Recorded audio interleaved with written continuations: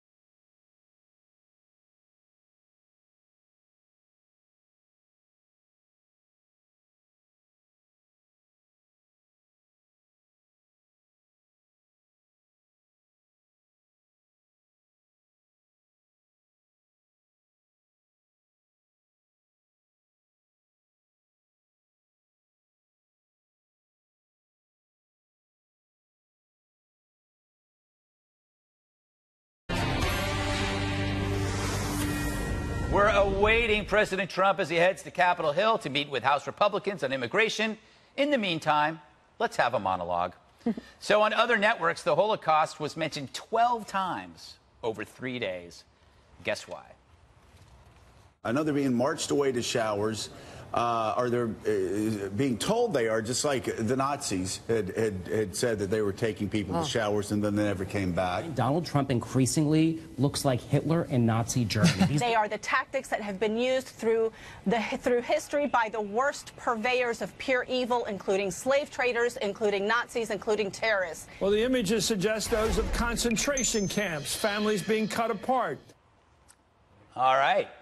And let's not forget General Michael Hayden's tweet saying other governments separated families too, i.e. Nazi Germany. So temporarily housing kids makes the United States the Third Reich and our agents the SS. But other governments, does he mean Obama's? Here's a Washington Post headline from 2015. Mexican kids held for months as punishment for border crossing. And here's the president from 2014. Our message absolutely is don't send your children unaccompanied on trains or through a bunch of smugglers. We don't even know how many of these kids don't make it and may have been waylaid into sex trafficking or killed because they fell off a train. He's absolutely right, which is why Trump stepped up the arrests of adults for violating immigration laws and also busting child sex traffickers.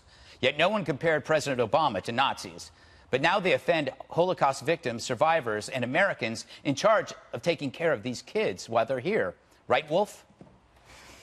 You understand the controversy that any comparison to the Holocaust. Yes, the kids were brought in the trains to Birkenau, which was at Auschwitz. I speak with some authority on this. My grandparents were murdered at Auschwitz, and my dad survived, but 2 of his brothers and 2 of his sisters were killed at Auschwitz. They were separated.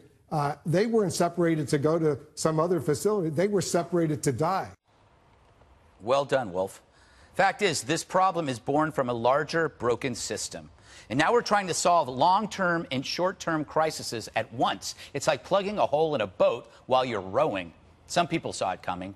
Remember when we tried to help countries under the thumbs of anti-capitalists? Folks who stopped that are now shocked to see people fleeing those very countries. And now everyone is alive with condemnation, but pressed for an alternative, they got nothing. And we're waiting for one, something no White House before has actually produced. So we all agree separation sucks. But when faced with child sex trafficking and a tripling of pretend families, where is your answer?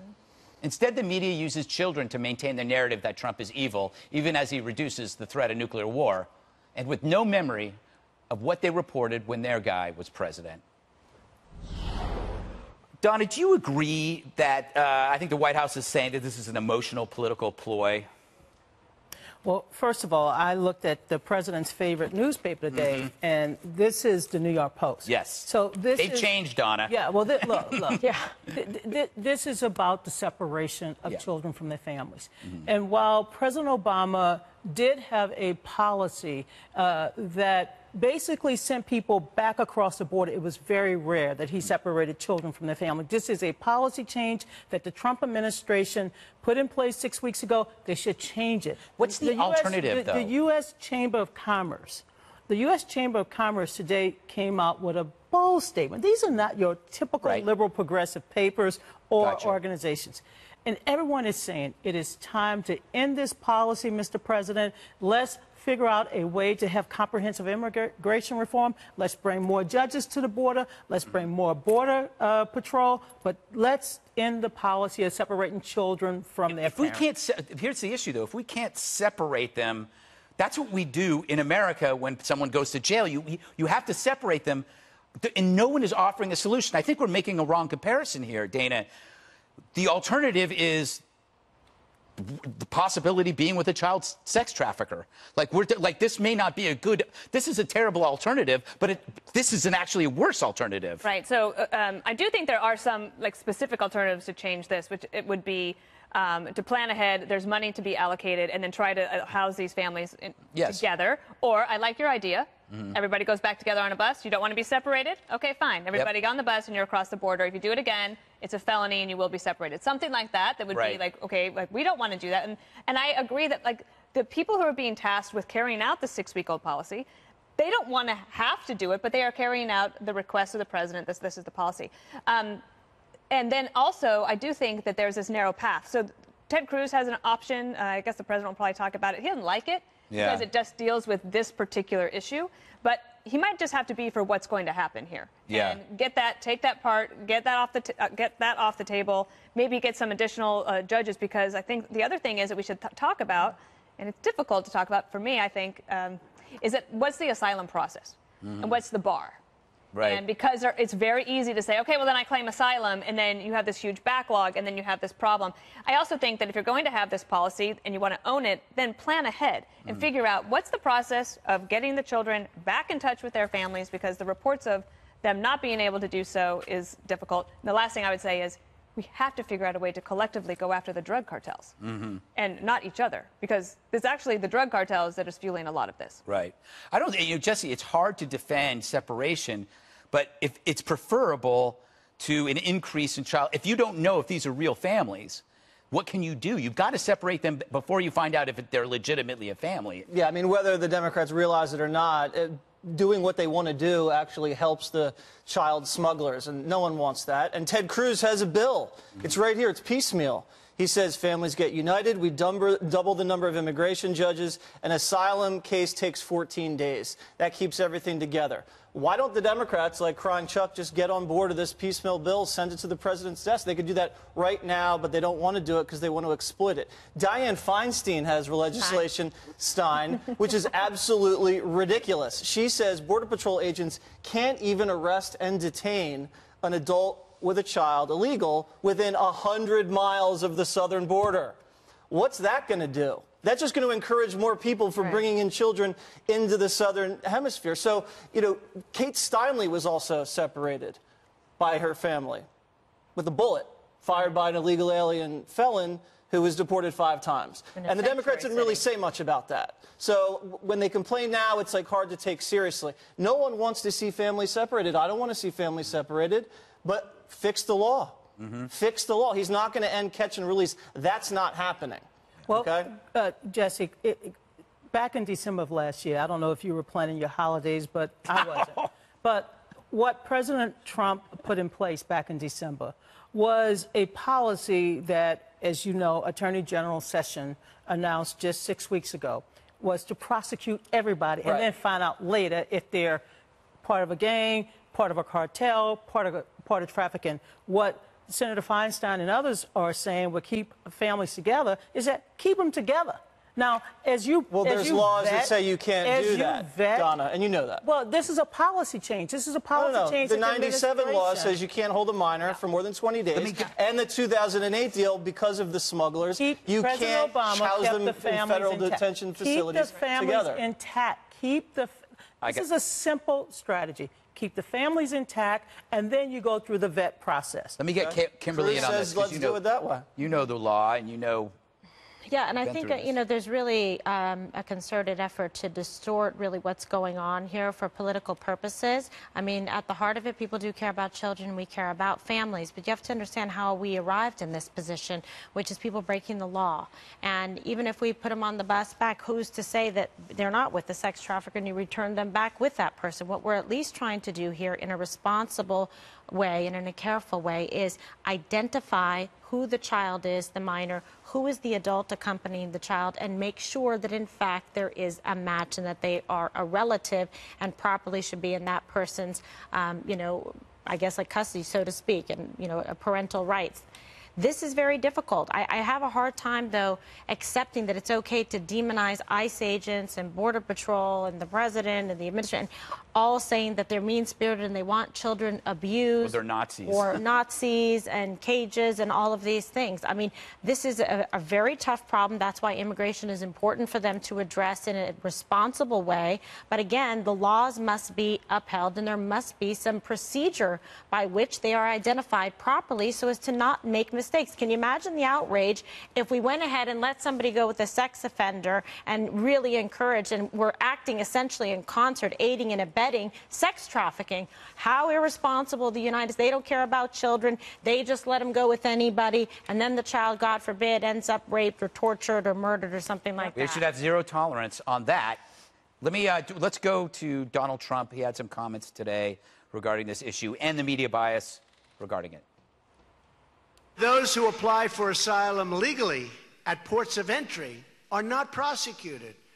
The fake news media back there doesn't talk about that. They are helping these smugglers and these traffickers like nobody would believe. That when countries abuse us by sending their people up, not their best, we're not going to give any more aid to those countries. Why the hell should we? Someday they're going to vote for Democrats.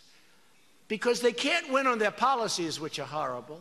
Their only policy was that Donald Trump is a bad guy, hundreds of millions of dollars of negative ads. Nobody's ever been hit like that. I used to go home, I started disliking myself. It's true.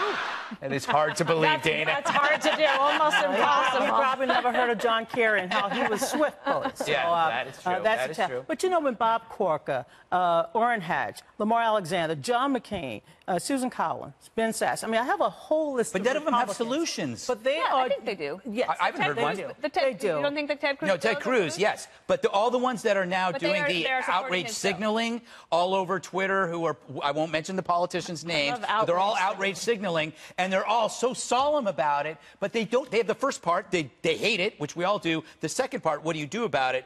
Silence. But the actual members that she just listed, they're all supporting the Cruz bill. Well, that's good. Well, that's a start. Look, first of all, I want to go back to what you said at the top of the show. Mm-hmm.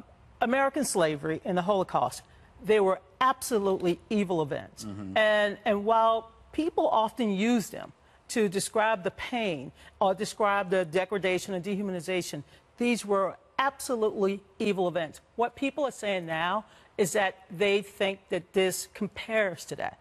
I try to tell people, don't do it. Exactly. Don't go there. Yes. But at the same time, we have to call this an outrageous act because these kids are being abused. Well, I don't know. They're being separated from their families. Right. You have children. You are a father. I do. Where's your bracelet? In most cases, Donna, if someone comes across with a minor, they're only separated for a day. Doesn't if you matter. apply for asylum, that's going to take longer than 20 days, and the law says, based on the Clinton administration and upheld by the Ninth Circuit Court of Appeals, you can't hold a minor longer than 20 days. That's why Ted Cruz says 14 days. Right, and that's why he lowered it to 14. Right. And what the Obama administration got whacked for was they were sending these young kids to sponsors or uncles somewhere within the interior of the United States, and these kids were being abused, made to work slave-wage jobs, and malnourished. It was rare. No, but it was happening, and that's why we're trying to take care of the kids. I remember that period. And that's the most important thing, taking care of the children. We have to take care of the children. But I'm trying to figure out,